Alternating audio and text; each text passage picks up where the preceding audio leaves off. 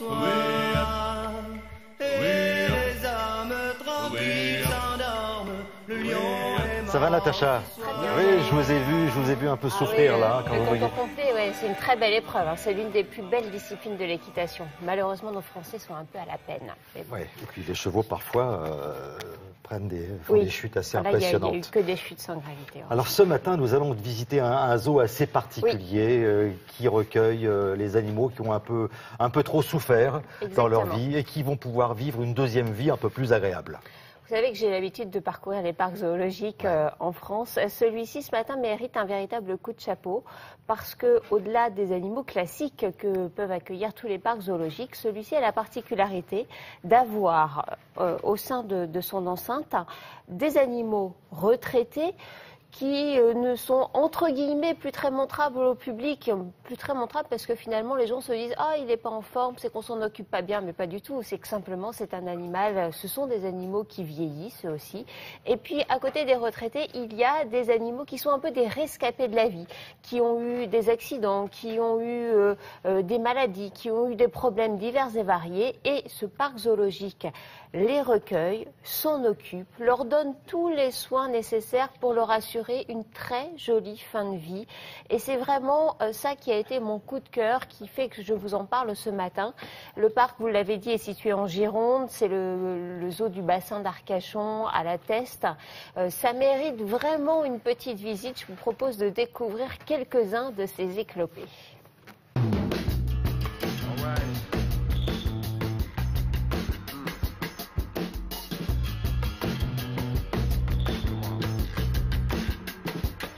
Le zoo il est structuré en deux parties, donc la partie zoologique où les animaux sont en bonne santé, et il y a la partie retraitée où il y a les animaux handicapés qui ne sont pas visibles du public.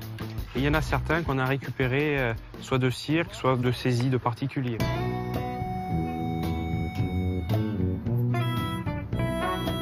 Alors ça c'est Lumni. Donc Lumni c'est une femelle éléphante de 32 ans. Ouais. Elle est arrivée ici dans quelles circonstances? Le saut est vide. Lumni en fait elle arrive d'un cirque en Allemagne où elle a eu un accident de camion. Donc elle était placée dans la remorque. Mais je vais lui laisser le saut, je crois. Et elle s'est fait casser la patte. Donc ça s'est mal ressoudé. Ce qui fait que maintenant elle a de l'arthrose à sa patte.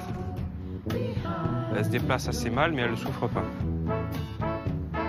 Elle a du medical training tous les matins. Donc le medical training, c'est une sorte d'exercice pour pouvoir la soigner. Il faut la soigner, c'est très pratique. Là où elle était avant, donc dans le cirque, elle ne pouvait pas marcher en fait. Donc là, de lui permettre de marcher, ça aide beaucoup pour son rétablissement. Un éléphant, normalement, ça ne se ressoude pas. Une patte, c'est trop lourd. Mais comme elle a un petit gabarit, ça lui a sauvé la vie, on va dire. Notre philosophie ici, c'est de conserver tous les animaux, donc soit vieux, soit handicapés, donc on les fait vivre le plus longtemps possible. Ça, c'est encore une rescapée alors du refuge. Kenya, elle arrive d'un zoo italien. Oui. Elle s'est battue avec ses frères et sœurs et elle s'est fait casser les deux pattes arrière. D'accord. Elle a une broche dans une patte, ce qui l'empêche un petit peu de marcher. Et le zoo italien n'en voulait plus alors? On a récupéré Kenya. Ils nous ont averti qu'elle avait que quelques mois en gros à vivre. Mais là, ça fait 3 ans qu'on l'a, ça se passe très bien. Alors là, on va donner le biberon à Kruger. Donc Kruger, c'est un bébé lion blanc. Donc il a 3 mois. Où est sa maman? Comment se fait-il qu'il soit là, ce petit? Donc en fait, il a été rejeté. Il a faim, là. Là, il a faim. Kruger, douce. Sa maman, en fait, elle a mangé ses frères et sœurs. Donc on l'a récupéré à temps. Il a des cousins de 7 mois déjà dans le parc, donc on va essayer de le réintroduire avec ses cousins. Les contacts avec l'homme sont très limités, justement, pour pas trop le familiariser. Je mesure la chance que j'ai.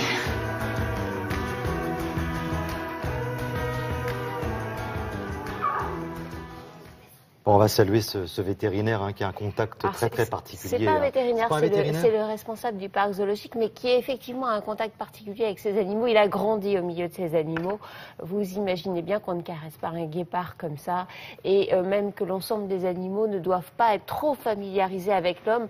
si ce n'est avec leurs soigneurs, pour pouvoir justement leur apporter les soins nécessaires, notamment le medical training.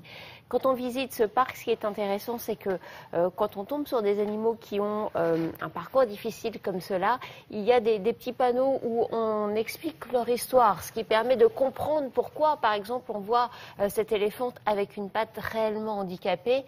Elle, c'est une vraie rescapée parce que, vu le poids d'un éléphant, il est extrêmement difficile d'arriver finalement à réparer une fracture ou un problème à un membre comme ça a été le cas sur cet éléphant. Donc c'est à la Teste. À la Teste, voilà. Donc si vous êtes dans la région, eh bien allez visiter ce parc et que ça permet de donner aussi un coup de pouce à ces gens qui sont des vrais passionnés. Merci beaucoup Natacha. Alors Julia, vous avez découvert